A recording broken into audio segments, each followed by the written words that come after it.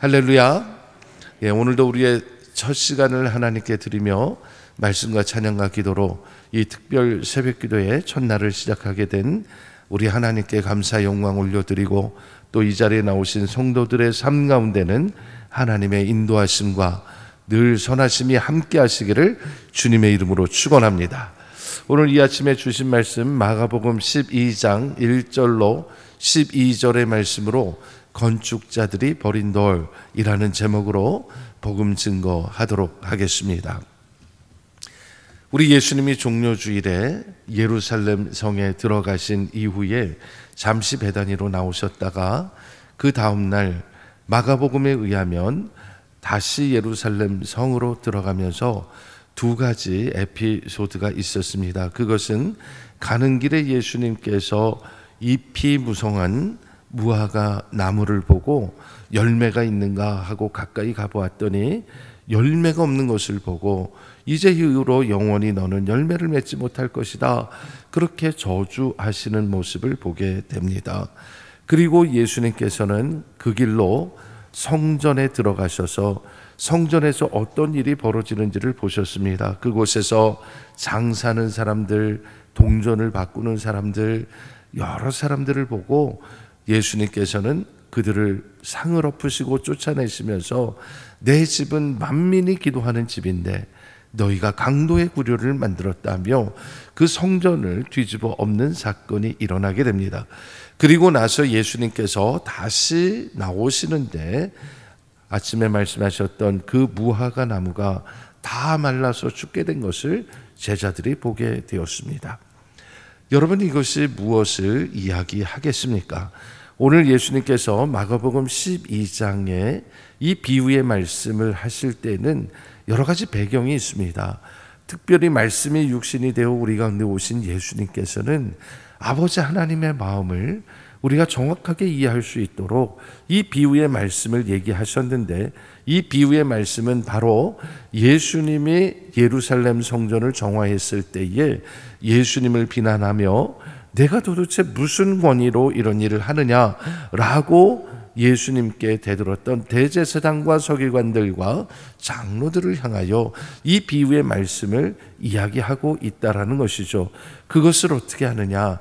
1절 말씀만 들어도 유대인들은, 특별히 대제사장과 서기관들과 그리고 장로들은 이것이 무슨 이야기인지 분명히 알았기 때문입니다. 그렇다면 1절 말씀 한 번만 우리 다 같이 읽어보도록 하겠습니다. 시작. 예수께서 비유로 그들에게 말씀하시되 한 사람이 포도원을 만들어 산 울타리로 두르고 즙 짜는 틀을 만들고 망대를 지어서 농부들에게 새로 주고 타국에 갔더니. 아멘. 여러분, 이 말씀을 예수님이 얘기하실 때 적어도 대제사장, 서기관들, 바리새인들 정도 된다면 이것은 예수님께서 구약성경 이사야서 5장 1절로 7절의 말씀을 비유로 말씀하고 계시는구나 하는 것을 분명히 알았을 거예요. 왜냐하면 이사야 5장의 말씀을 보면 하나님께서 이 사랑하는 이스라엘에게 포도원을 주셨다라는 이야기가 있습니다.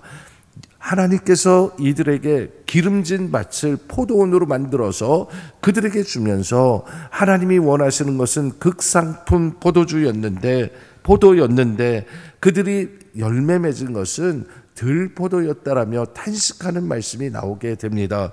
그러면서 하나님께서는 너희들이 주인이라면 어떻게 하겠냐라고 반문하시면서 이 포도원의 모든 담벼락을 허물어버리고 다 황폐하게 만들고 다른 나라에 넘겨주지 않겠냐라고 얘기하시면서 예수님은, 하나님께서는 이 포도원이 이스라엘 족속이요 기뻐하는 나무는 유다 사람이다 라고 얘기하면서 열매 맺지 않은 게 도대체 뭐냐라고 말씀하시면서 이사야 5장 7절 끝에 뭐라고 말씀하셨냐면, 하나님께서 정의를 바라셨는데 너희는 도리어 포악을 행했고, 하나님은 공의를 바라셨는데 너희는 도리어 사람들을 억압해서 그 부르짖음이 하나님께 들렸다라고 얘기하고 계시는 겁니다. 그러니 마가복음 12장 1절에서 주인이, 어떤 한 사람이 포도원을 잘 만들어서 울타리도 두르고 즙자는 틀도 만들어주고 망대를 만들고 모든 거 다 갖춰주고 그저 농사만 지면 좋은 열매를 맺을 수 있는 환경을 만들어주고 그리고 타국으로 갔는데 2절에 보니까 때가 이름했습니다. 주인께서 이 모든 포도원을 주셨을 뿐만 아니라 충분히 농사를 지어서 열매를 맺을 시간을 허락하여 주고 이제 때가 돼서 소출을 받으려고 종을 보냈다라고 얘기했습니다. 이 종을 통해 얻은 소출 가운데 일부를 주인에게 드리는 게 주인의 원 뜻이었고 그렇게 약속을 했고 그것이 당연한 것이었어요. 이스라엘 백성이 하나님과 언약 관계를 맺은 것이 바로 하나님의 은혜 가운데 살아가며 하나님께 마땅히 드려야 할 것들, 하나님께 제사 드리고 하나님께 감사하고 하나님께 기뻐해야 되는 일들을 해야 했는데 그들은 그렇게 하지 않았다라는 것이죠. 그래서 보낸 종을 잡아 심히 때려 돌려보내기도 하고 또 어떤 종들은 머리를 상할 정도로 때려보내고 또 어떤 종은 그를 쳐서 죽여서 보내기도 했다라는 거예요. 그런데도 놀라운 사실은 주인이 포기하지 않는다는 거예요. 계속해서 종을 보내고 또 보내고 또 보내고 마지막까지 보내면서 가장 중요한 메시지는 마지막 6절이 되는 거예요. 6절 말씀에 보면 다 죽고 이제 한 사람이 남았으니 그가 누구라고요? 사랑하는 아들이라 했습니다. 주인이 종을 보내서 보내는 족족 그들이 가서 상하거나 죽었는데 이제 마지막 남겨진 아들을 두고 이 아들을 보낼까 말까 왜 고민을 하지 않았겠습니까? 그러나 이 주인은 생각합니다. 내가 이 아들을 보내서 그들과의 관계가 회복이 된다면 이 또한 기쁜 일이 아니겠는가 하면서 이 아들을 기꺼이 보내주셨다는 거죠. 이게 바로 하나님의 사랑인 것입니다. 만약에 이 아들 갖다가 죽으면 어떡하지? 그런 염려 걱정을 하게 되면 아마 보낼 생각도 하지 않을 것입니다. 그러나 이 비유에 나오는 주인은 아들을 아낌없이 보내주셨어요. 여러분, 이것이 하나님 아버지의 사랑이요 우리의 죄를 대속하시고 십자가를 지게 그 아들을 보내신, 뻔히 죽을 줄 알면서도 보내신 하나님의 사랑인 줄로 믿으시기 바랍니다. 문제는 그렇게 아들을 보내셨을 때 이 농부들이, 이 비유에 나오는 농부들이 주인의 아들을 바라보며 존대하고 그들이 죄를 돌이켜 회개하고 열매 맺지 못하고 그들이 농사 제대로 짓지 못한 것에 대하여 회개하고 돌이켰다면 하나님의 용서가 임했을 거예요. 그런데 그들은 어떻게 했습니까? 이 사람이 바로 상속자니 이 사람을 없애자는 거예요. 상속자가 없어지면 이것이 우리의 것이 되겠다라는 엉뚱한 생각을 하고 결국은 이 아들을 잡아 죽여 포도원밭에 내버렸다고 했습니다. 여러분, 예수님이 이 비유의 말씀을 하실 때는 십자가를 지시기 위하여 예루살렘 성에 들어가신 직후요 아직은 십자가를 지시기 전이었다는 사실을 생각해 보면 이 비유의 말씀을 하시면서도 예수님은 장차 본인이 어떻게 될 것인지, 이제 성 밖에 십자가에 매달려 끔찍한 죽임을 당하게 될 것을 이미 알고 계신다는 것을 알고 있다라는 거죠. 그래서 만약 그 주인의 아들마저도 그렇게 죽여서 포도원 밖으로 내던진다면 하나님께서 어떻게 하시겠는가? 그들을 진멸하고 그 포도원을 다른 사람들에게 줄 것이다. 이 말씀은 이미 이사야 5장 7절까지의 말씀 속에 그대로 들어와 있는 말씀과 동일한 말씀을 해 주신 것이죠. 그런데 여기서 그치지 않습니다. 제일 중요한 말씀이 10절, 11절 말씀입니다. 한 번만 같이 읽어보겠습니다. 시작. 너희가 성경의 건축자들이 버린 돌이 모퉁이의 머릿돌이 되었나니 이것은 주로 말미암아 된 것이요 우리 눈에 놀랍도다 함을 읽어보지도 못하였느냐 하시니라. 아멘. 여러분, 이 말씀은 어제 제가 설교 때 말씀드린 것처럼 예수님께서 예루살렘 성에 입성하실 때 사람들이 종려나무 가지를 들고 나와 호산나를 외쳤다 했어요.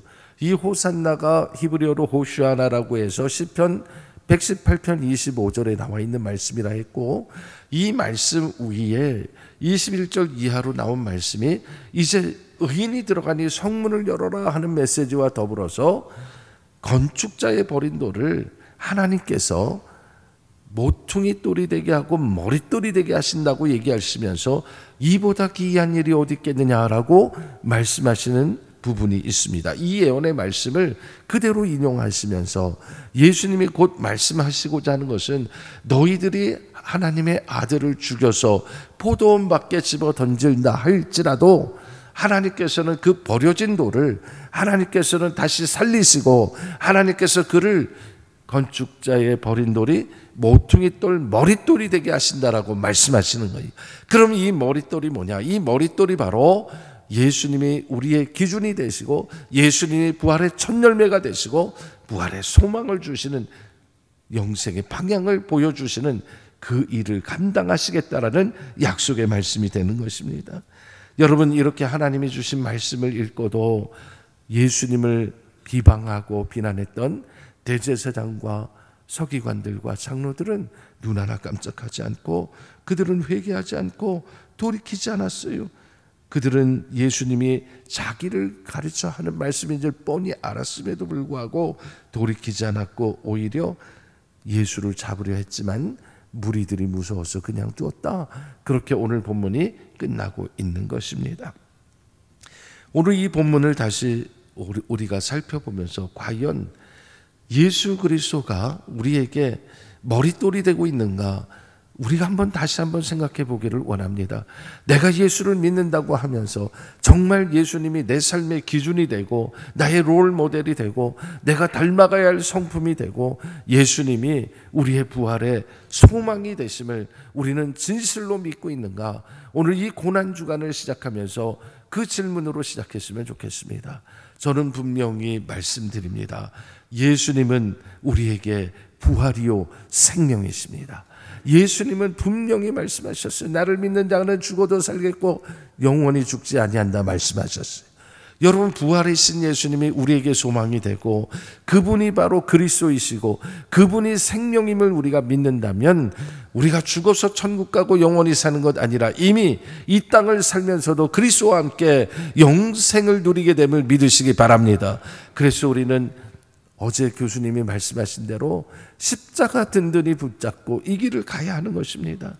오늘 우리가 이 새벽을 깨우며 붙들어야 할 것은 다른 것이 아니라 그 세상 사람들이 보기에는 버려진 돌 같고 세상 사람 보기에는 한없이 연약하고 아무것도 할 수 없는, 그래서 십자가에 못 박혀 죽은 비참한 한 사람으로 보일지 모르지만 우리에게는 그것이 하나님의 사랑이요 하나님의 은혜요 하나님이 주시는 생명임을 우리는 믿습니다. 그래서 우리는 이 고난주간 우리의 머릿돌 대신 예수님이 어떤 분이신지를, 나에게 어떤 존재인지를 고백하는 한 주간이 되셔서 예수님이 나의 생명이시고 예수님이 나의 부활이시고 예수님이 나의 머릿돌이 되는 역사가 일어나기를 주님의 이름으로 축원합니다.